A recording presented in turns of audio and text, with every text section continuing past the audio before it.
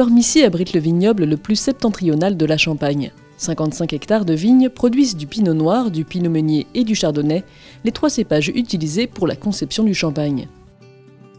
Le sol sableux des environs de Cormicy apporte au vin finesse et élégance. Alors l'historique de Cormicy au niveau vignoble remonte à très loin. Les rois, quand ils allaient se sacrer à la cathédrale de Reims, passaient sur le massif de Saint-Thierry et appréciaient les vins rouges du massif de Saint-Thierry.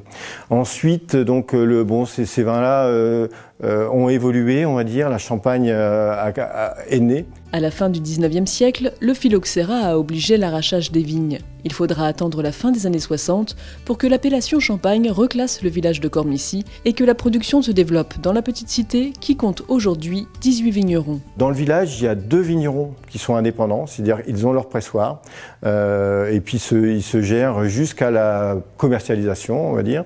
Et il y a aussi une coopérative qui regroupe tous les adhérents, je pense une 50 ou une quarantaine d'adhérents. 14 vignerons commercialisent leur champagne à leur nom dans le village.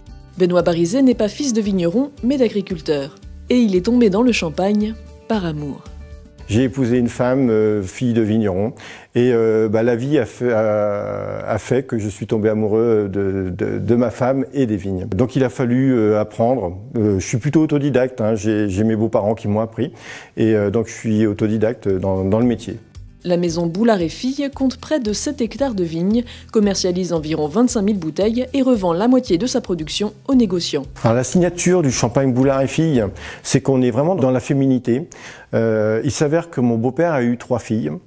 Je suis donc marié avec la 3e. Nous avons eu aussi 3 filles. Le griffon que vous voyez derrière sur le vitrail représente l'homme de la maison, et sur la bouteille, vous avez les 3 roses qui représentent les 3 filles respectives de mon beau-père et de moi-même.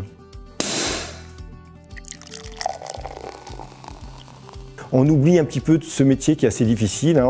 On est dehors par toutes les températures, qu'il fasse moins 10 ou plus 30. J'adore toucher cette matière-là, que ce soit la vigne, cette terre, et puis ensuite aller jusqu'au bout, c'est-à-dire cette finalité ou déboucher une bouteille de champagne et la boire avec des amis. Ça, c'est ce que j'aime en fin de compte.